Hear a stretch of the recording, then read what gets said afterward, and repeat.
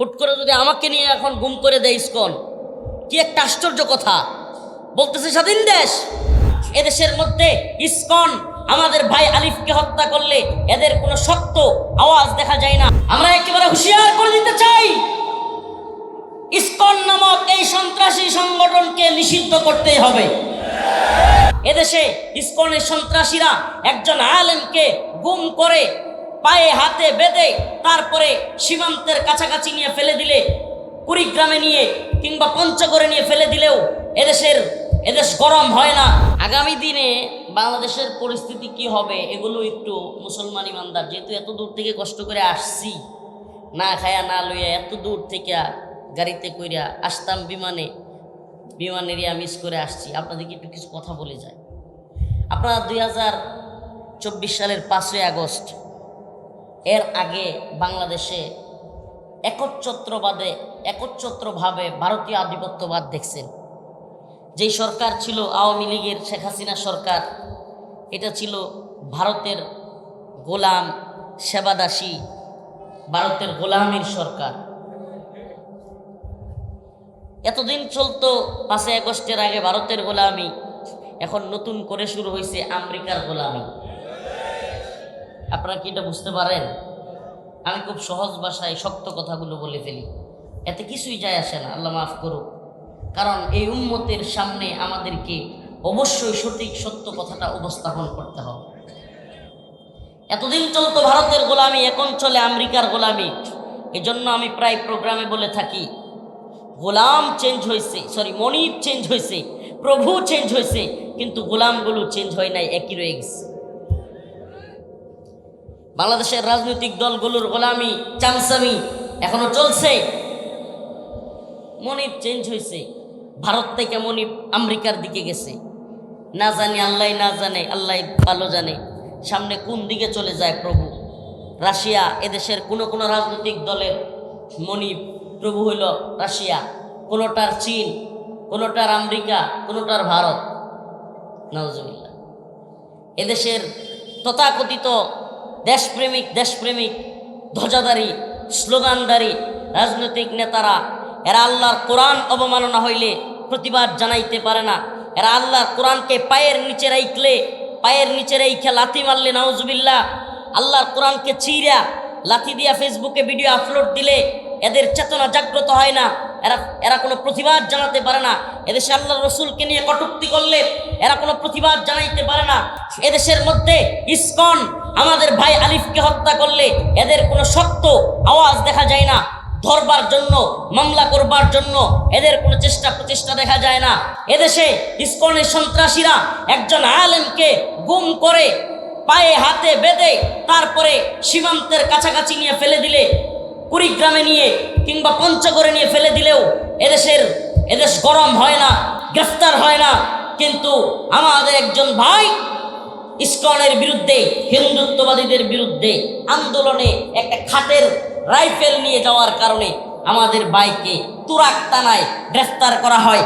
জানতে মনে চাই, ভারতের গোলামি 5ই আগস্টের আগে করেছ ও হিন্দুত্ববাদী দালালের প্রশাসনেরা, এখনো যদি হিন্দুত্ববাদের দালালি করো, তোমাদের বাপ-দাদাদের যে পরিণতি হয়েছে 5ই আগস্টের পরিণতি আবার তোমাদেরকে ভোগ করতে হবে।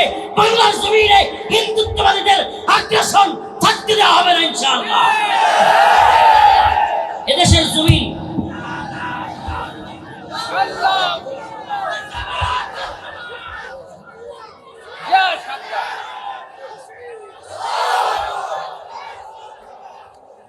আমরা একেবারে হুঁশিয়ার করে দিতে চাই, ইসকন নামক এই সন্ত্রাসী সংগঠনকে নিষিদ্ধ করতেই হবে। এই কথা বলেন মুসলমান। ইসকন বেটা মজা নেওয়ার বিষয় এগুলো, হ্যাঁ?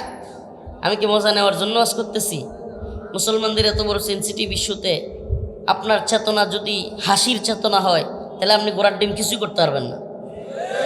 আপনার মধ্যে যদি কষ্টই না থাকে, আমি একজন আলেমরে ধরে নিয়ে হুট করে রফিকুল ইসলাম মাদানীরা দেখতে আইছেন ঘোড়ার ডিম এখানে, হুট করে যদি আমাকে নিয়ে এখন গুম করে দেয় ইসকন, কি একটা আশ্চর্য কথা বলতেছে। স্বাধীন দেশ, একজন আলেমকে সেই গাজীপুর থেকে ধরে নিয়ে কুড়িগ্রামে পঞ্চগড়ে ফেলে রেখে আসছে, হাত পা বাঁধা, মেরে ফেলতে চাইছিল। চিন্তা করা যায়, উলঙ্গ অবস্থায় মারছে পাথর দিয়ে, ইয়া দিয়া, বোতলের ভিতরে পানি বইরা ওটা দিয়ে পিটাইছে, উলঙ্গ করে ফেলছে। তো এটা কেমন দেশ রে ভাই? কল্পনা করতে পারতেছেন? আল্লাহ না করো আগামীকালকে আপনি যে হুজুরকে পছন্দ করেন, সে যেই গ্রুপের হোক, তাকেও যে এইভাবে ওরা গুম খুন করবে না, তাইলে ভারতীয় আধিপত্যবাদ এখনো কমলো কোথায়? ভারতের গোলামি কমলো কোথায়? এই প্রশাসন কাকে খুশি করতেছে? ওদেরকে গ্রেফতার করতে পারে না, খুঁজে পায় না। আর একজন আলেম জজবাই একজন মানুষ, সে ভালোবাসায় একটা দামি বন্দুক, হিন্দুত্ববাদীদেরকে ইসকনকে ভয় দেখানোর জন্য যদি হয়ে থাকে, তারা নিয়ে দৌড়ে গ্রেফতার করে নিয়ে আসছে। এটা কার দালালি? এটা কাদের দালালি? ভারতের দালালি যারা করেছিল 5ই আগস্টে, তাদের পরিণতি কি এরা দেখে নাই? এখনো যদি কেউ ভারতের দালালি করে, শুধু ভারতের দালালি না, যদি কেউ আমেরিকার দালালি করে, এদেশে একসময় স্লোগান ছিল পিন্ডি না ঢাকা, মুরব্বীরা বলতে পারবে। পাকিস্তানের সাথে যুদ্ধের সময় রাওয়ালপিন্ডি পাকিস্তানের একটা অঞ্চলের নাম, ওই সময় ঢাকার রাজপথে স্লোগান হইতো পিন্ডি না ঢাকা। এখনকার এই জেনজি প্রজন্ম, এই প্রজন্ম এটা বলতে পারবে না। আমরাও তো ইতিহাস পড়ে জানছি, ইতিহাস থেকে জানছি, পিন্ডি না, মুরব্বীরা বলতে পারবেন স্লোগান হইতো কি হইতো না। এরপরে এই প্রজন্মের স্লোগান পাল্টে গেছে। কেন? একসময় 71 পরবর্তী কিংবা 71-এর সময়ে এদেশ পাকিস্তানের জুলুম চলতেছিল, এজন্য স্লোগান হয়েছিল পিন্ডি না ঢাকা, মানে পাকিস্তানের একটা জায়গার নাম রাওয়ালপিন্ডি, যে আমরা পিন্ডির গোলামি চাই না, আমরা ঢাকা স্বাধীন হয়ে বাঁচতে চাই। এজন্য স্লোগান হয়েছিল পিন্ডি না ঢাকা। এরপরে শুরু হলো দিল্লির গোলামি। 71-এর পর থেকে শুরু হলো কি? দিল্লির গোলামি। দিল্লির গোলামি শুধু আওয়ামী লীগ করে নাই, 71 পরবর্তী সময়ে 2024-এর 5ই আগস্টের আগ পর্যন্ত যত দল ক্ষমতায় ছিল, কোন দল ভারতের কথা ছাড়া উঠতে বসতে পারে নাই, সবগুলো ভারতের কথায় উঠছে আর বসছে। এটা ছিল রিয়েলিটি। তো তখন স্লোগান কি হয়েছে? দিল্লি না, আর সামনে স্লোগান হবে, লিখে রাখেন, লিখে রাখেন। আমি ছোট্ট মানুষ বললাম, স্লোগান পাল্টে যাচ্ছে, অচিরেই স্লোগান হবে ওয়াশিংটন না ঢাকা। স্লোগান পাল্টে যাবে, কারণ গোলামি তো শুরু হয়ে গেছে ওয়াশিংটনে। সন্ত্রাস বিরোধী আইনের নামে, জঙ্গিবাদের নামে আলেমদেরকে গ্রেফতার করা হয়, আর এদিকে ইসকন অস্ত্র নিয়ে মহড়া দেয়। ইসকন প্রকাশ্যে দিবালোকে একজন অ্যাডভোকেটকে হত্যা করে। এদেশে 13 বছরের শিশু আশামণিকে গাজীপুরে হিন্দুরা 3-4 জন মিলে সংঘবদ্ধভাবে ধর্ষণ করে, আর দেশের পুলিশ সেই দর্শকদের পক্ষে বিবৃতি দেয়। প্রিয় ভাইরা আমার, বন্ধুগণ আমার, এদেরকে দেখলে মনে হয় এরা যেন ভারতের গোলামি করতেই পছন্দ করে। এরা কাদের গোলামি করতে পছন্দ করে? আর এদেশে সবচাইতে বেশি রয়ের পারপাস সার্ভ করে যেই ইউনিট, যেই শাখা, এটা হলো মিডিয়া শাখা। এই মিডিয়া, এই কুখ্যাত মিডিয়া, এই দাজ্জালি মিডিয়া, আমি মেইন স্ট্রিম মিডিয়ার কথা বলছি। ইউটিউবাররা তো মিডিয়ার একটা ছোট্ট পার্ট, এরা তো এই ইউটিউবাররা তো ওয়াজ মাহফিলে আসে, এদের বিষয় বলছি না। মেইন স্ট্রিম মিডিয়া যেটা, এদেশের টিভি চ্যানেলগুলো কিংবা এদেশের যেগুলোকে বলা হয় মেইন স্ট্রিম, এরা কি করে? এরা দেখবেন ছোট্ট আশামণি 3 জন হিন্দু মিলে ধর্ষণ করছে, দেখবেন এটা নিউজ নাই এত বেশি, এটার কোনো কি নাই, নিউজ নাই। কিন্তু যখনই মুসলমানরা একটা কিছু করবে, ওরে বাবা, নিউজ মিডিয়া প্রচার একের পর এক। এই যে মনে নাই আপনাদের, কোন মহিলা হিন্দু টিপ পড়ছিল, ওরে বাবা, একটু টিপের জন্য পুরো দেশ আওলে গেছিল, যদি ওই পুলিশের চাকরি চলে গেছে।